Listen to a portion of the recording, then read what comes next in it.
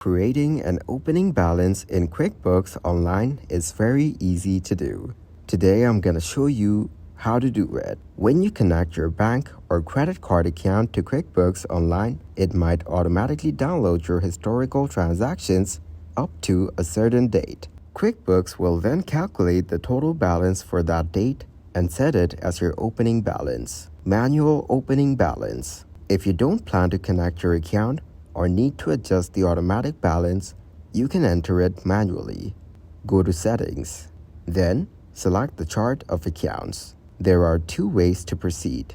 For new accounts, click New and set up your account details. In the Opening Balance section, choose the date and enter the account balance for that date. Locate the account you want to adjust. Click on it and then select View Register. Find the opening balance entry and edit the date or amount if needed.